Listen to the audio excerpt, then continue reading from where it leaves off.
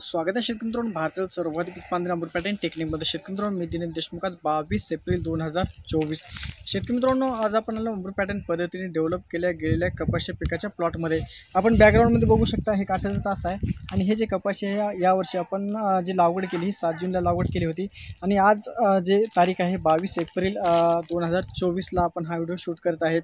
शेतकरी मित्रांनो आजचा विषय आहे कपाशी या पिकाची लागवड करत असताना जी महत्त्वाची चूक शेतकरी करतात.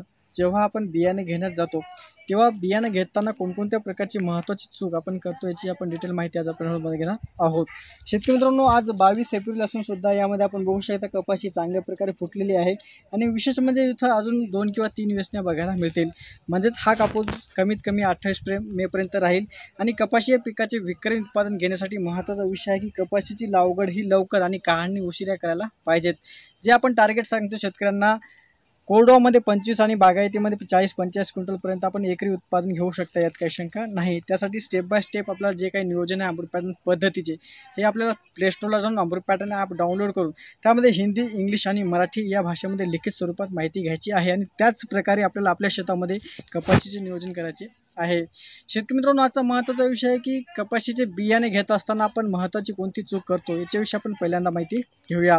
शेतकरी मित्रांनो कपाशीचे पीक घेत असताना जसं की आज 22 एप्रिल आणि आमच्या शेतामध्ये जवळपास 6 व्हेरायट्या वेगळ्या कंपनीच्या आहेत, पण ह्या 6ही व्हेरायट्या एकाच कालावधीच्या आहेत. यामध्ये प्रामुख्याने 3 महत्त्वाच्या व्हेरायट्या असतात. त्यामध्ये 140 ते 150 ते 160 दिवसाची, नंतर जी व्हेरायटी आहे ती 140 ते 160 दिवसाची आणि त्यानंतर लॉंग ड्युरेशनची जी व्हेरायटी आहे ती 160 ते 180 दिवसाची. म्हणजे ह्या 3 प्रकारच्या वेगळ्या व्हेरायट्या कालावधीच्या आहेत. आता ह्या व्हेरायट्या घेत असताना महत्त्वाची शेतकरी चूक कोणती करतात ती म्हणजे आपण व्हेरायटी घेत असताना वेगवेगळ्या कालावधीच्या व्हेरायट्या घेतो. जसं की मी आता 3 बॅग सीड घेतलं तर त्यामध्ये मी 140 दिवसाची एक व्हेरायटी घेतो, 160 दिवसाची घेतो आणि 160 आणि 180 दिवसाची व्हेरायटी घेतो. म्हणजे ह्या तिन्ही व्हेरायट्या वेगळ्या प्रकारच्या कालावधीच्या झाल्या आणि एका शेतामध्ये लावून एकाच प्रकारे त्याचं खताचं नियोजन करतो. यामध्ये चूक कशा प्रकारे होते, 140 दिवसाची जी व्हेरायटी आहे याला लवकर बोंड लागतात, लवकर पाते लागतात आणि 180 दिवसाची जी व्हेरायटी आहे लेट माल लागतो. पण नियोजन हे सारखे केल्यामुळे आपल्याला उत्पादन सरासरी सारखं येत नाही. त्यामुळे कपाशीचे पीक घेत असताना ही आपल्याला चूक करायची नाही. जर आपल्याला एकच व्हेरायटी घ्यायची असेल एकाच कालावधीची, कुठल्याही कंपनीची घ्या, फक्त एकाच कालावधीची आपल्याला घ्यायची आहे. जर आपण कपाशीची लागवड 25 मेपासून 28 मेच्या दरम्यान करत असाल तर आपल्याला 180 ते 160 दिवसाची व्हेरायटी घ्यायची आहे.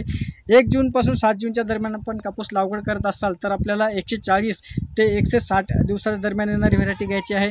आणि त्याच्यानंतर जर आपण समोर लावत असला म्हणजे 7 जूनचा समोर जर आपण कापूस लावणार आहात किंवा पाऊस लेट झाला किंवा पाऊस पडला नाही तर अशा ठिकाणी आपण 130-140 दिवसाची कुठल्याही प्रकारची व्हेरायटी कुठल्याही कंपनीची आपण घेऊ शकता. महत्त्वाचा विषय आहे की कपाशी घेत असताना, कपाशीचं सीड घेत असताना आपल्याला एकाच कालावधीची व्हेरायटी घ्यायची आहे. तर शेतकरी मित्रांनो अशा प्रकारे आपल्याला सीड घेत असताना चूक करायची नाही.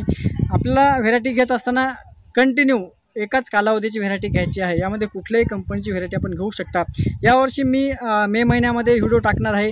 जी व्हेरायटी यावर्षी हायेस्ट उत्पादन देणार आहे त्या व्हेरायटीची रिकमेंड आपण यावर्षी शेतकऱ्यांना करणार आहे. तर शेतकरी मित्रांनो अशाच माहितीसाठी बघत राहा अमृत पॅटर्न यूट्यूब चॅनल. नमस्कार.